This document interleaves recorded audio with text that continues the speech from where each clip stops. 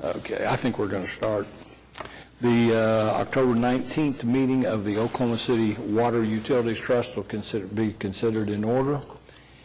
And the first item on the agenda is the approval of the minutes from the previous meeting. Move approval. Motion and a second to approve the minutes from the previous meeting. Are there comments or questions?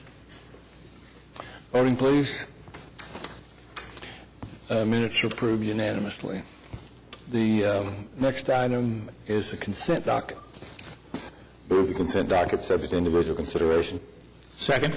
Motion and a second to approve the consent docket. Are there matters to be considered individually? Hearing none, voting please. Consent docket is approved. Next item is a concurrence docket.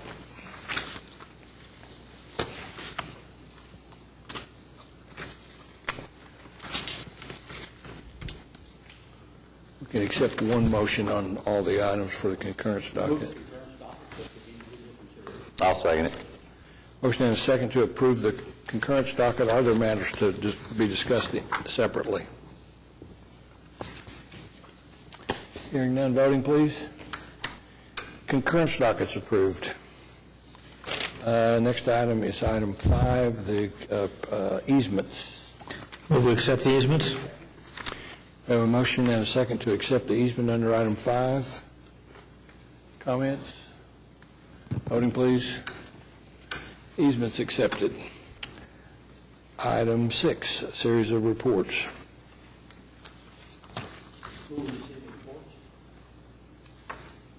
Second. I have a motion and a second to receive the reports. Are there comments on individual reports? Mr. Chairman, if I might draw your attention to a couple of things. We're always interested in meter sales, and while it seems only days ago I reported to you that meter sales were up in September, they were down in September. So we're sort of, today we're below what we would consider a normal level for this time of year of about 700, relatively only slightly below, but too early to call about whether that is a trend. We're starting to receive questions about lake levels. It's been a dry fall, and so we're receiving some questions from the news media about whether lake levels are concerning. Obviously, Lake Draper is the most depleted of the lakes at 18 feet down. It is still, though, has about 54,000 acre-feet of water in it. The other lakes are only moderately down, about 5 feet. Things look good. It is sometimes a dry fall. We always like having the lakes as full as possible. We enjoy that comfort, but Lake Draper will begin refilling this winter as we complete the pipeline project, and the other lakes we will add water as we get a heavy rain or a good cleansing rain down the system. Have we taken our water allotment from Canton yet? No, we have not. It's been a very wet year in water supply terms, and we have not taken our allotment from Canton. Do we have plans to take it this year? If we don't take it this year, do we lose it? It is an annualized total. We'll look at it as we grow closer to the end of the calendar year, depending upon what the fall rains are like. It is an option. Lake Canton is full at this point, so I don't believe it would be a hardship at all. We only have about 5 feet in Lake Hefner. We do try to look for wet weather to make that transfer to get the most out of our Canton release. There's probably more information than... Is that allocation on an annual, a calendar year basis? That's the way, yes, that's the way I understand the permit. Okay, so we've got till December 31st to yes. take that. Okay, thank you. The allocation may be on an annual year basis, but the water is the water. And so when it's gone, if it doesn't replenish, there's no more water. Okay. So as long as Canton's got water in it, we ought to seriously consider taking that water, even if it may not be the most efficient time to transport it down the river. Yeah, we will take a look at all the variables and visit with the Corps. The Corps is doing work on the Canton Reservoir, on the dam and overflow structure, so particularly if that would be helpful, there could be a win-win there. We'll work with the Corps on that. Historically, have we taken that allotment every year? Have we ever? Not necessarily. So some years we defer. Okay. Was deferring it store it, save it up for us? No, it use is, it or lose it. It is a use it or lose it. And the reason when we want to Well, I tell you, we don't take the allotment. We do take 100% of our water rights out of the Oklahoma River, but we may take them as run-of-river rights rather than stored. In other words, we may get 80,000 acre-feet of water diverted, and it may not come out of a release from Lake Canton. It may just be that there was that plentiful water supply in the river. Refresh my memory, what is our allotment from Canton, how many acre feet? 50,000? 30,000. It's a combined total of 80. I'm thinking it's 50,000 run-of-river and 30,000 Storage. stored, but it could be I'm embarrassed to tell you, I may have those numbers reversed. That's fine. But I will get that. What does it cost us to take it from Canton? There's no Cost cost. to us. But there's a lot of factors involved, because once it's gone, it's not there anymore. And so if you're taking it at a time where you're going to lose it, potentially you could take the water this week, move it all down to Hefner, and then you get a rainfall, and so you got water coming down the river, and you can't put it into Overholser or Hefner, and so it just moves on down, and Canton's still empty, depending upon how rainfall might occur. So just because you can take it, you've got to really look at your water resource management, because it isn't always a good idea to do so. I understand that.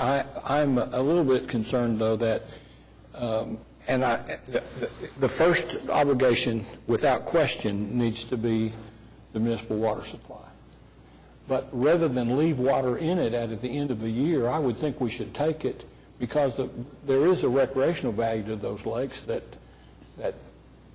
if it's not going to hurt us to do it, if we're going to lose the allocation anyway, I would think every year we ought to take, at the end of the year, we ought to use it. Just because, I mean, maybe your phone doesn't ever ring about recreational use of the lakes, but mine does frequently. Okay. But you're potentially taking a less quality water from Canton that it's going to, it's going to be less of a quality by the time it gets here, in lieu of it than having full lakes and having good quality water go on by. Well, I don't So there's a trade-off. want to do anything that jeopardizes it, but I think there's got to be a better balance, I think. Or at least we ought to look at it. Maybe it's in perfect balance, and maybe the problem is with me understanding the fact that it's in perfect balance. But I want to understand that better, because if there is a way, I would like to see us be a little bit more responsive if there's any possible way to people that use Overholser and Hefner recreational. Because recreation impact in Hefner, low water is significant. So you sailboats out there along these fields. Yes,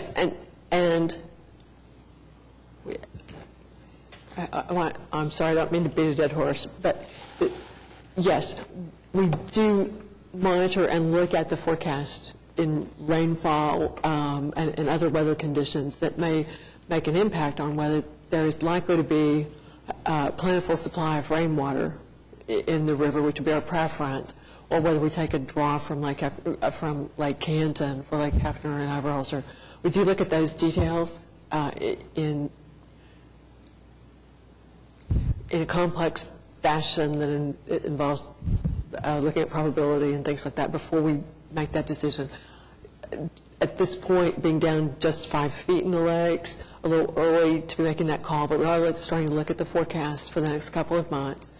Today, all I can tell you, I don't know what the current forecast is on the drought monitor, National Drought Monitor, but the Farmer's Almanac says we're going to have a dry winter. And those kinds of things are the things that we're looking at to decide how much water to draw and when to refill. Quality, again, is just one of the factors we look at as we refill. There's also, and now I am being a dead horse, I'm sorry, there's also a bridge project coming across the North Canadian River at Highway 66, the restoration project, which will require some elimination of water along the Overholser Canal, the side canal that really sets the water level for the Stinchcombe Reserve. And that project's coming in about the next 60 days. So we'll be factoring that in and have started talking about how those different projects interrelate with the water tank. Meanwhile, It seems to me that any calculation that takes into consideration the Farmer's Almanac could also take into consideration sailboaters. It does, I promise. It does. Just a couple of other things. We are working on a capital funding plan to bring back to you. Obviously, the CIP has, and rates have been approved, or pardon me, the CIP generically has been presented and rates have been approved, but we're getting ready to bid the Hafner Water Treatment Plant at $50 million, $35 to $50 million. We want to return to you at your next meeting with a detailed plan of the short-term capital funding before we get to a bond sale this winter. So you know that's coming. And we're opening the doors for our first competitive lease on the West Elm Reservation beginning in November of next month, with a potential new lessee January the 1st. I'd like to make a couple comments about that one.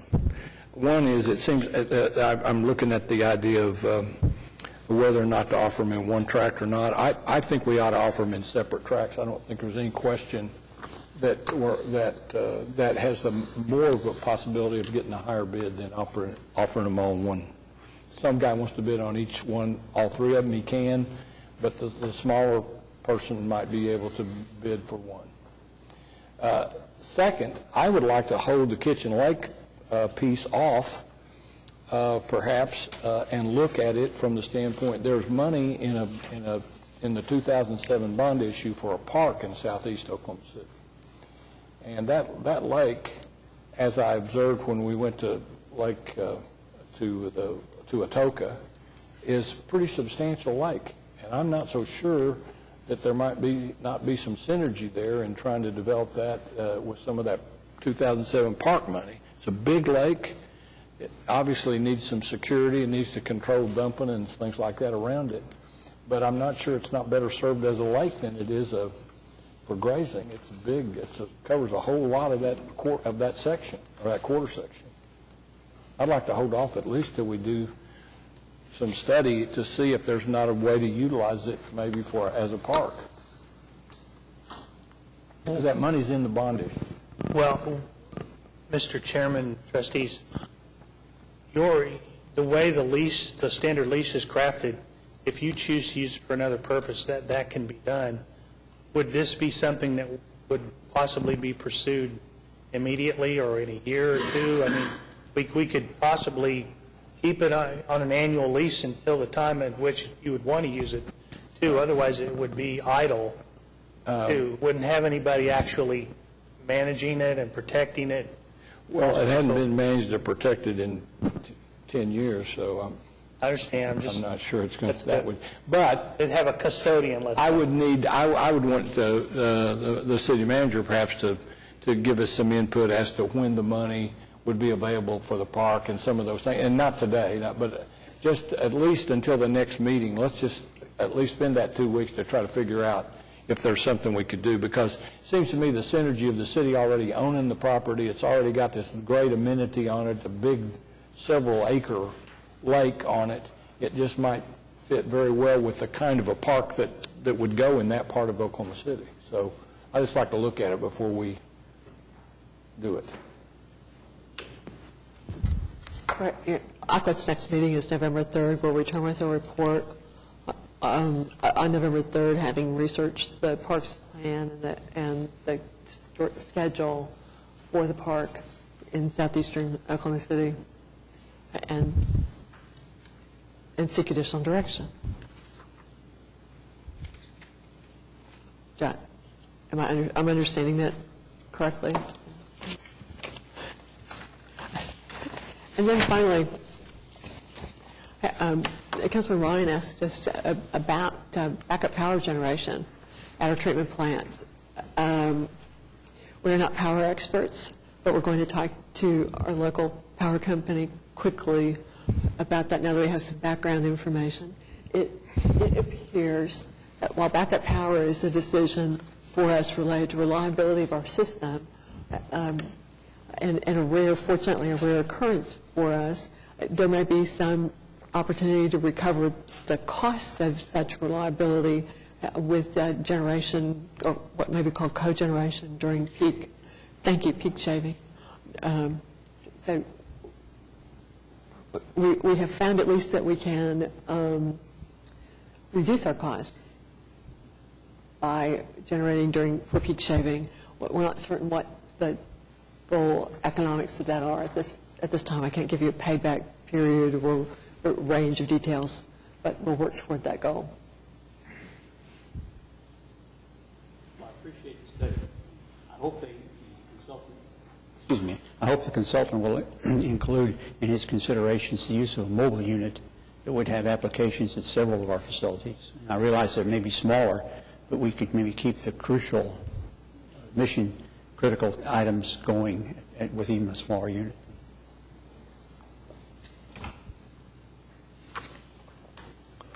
Any further comments on the reports? Have a motion and a second to receive the reports. Voting, please. Reports are received. Next item is item 7A. The first item is ratification of the trust payments September 22nd through October 12th. Move approval. Motion and a second to ratify the payments. Comments? Voting, please. Payments are ratified.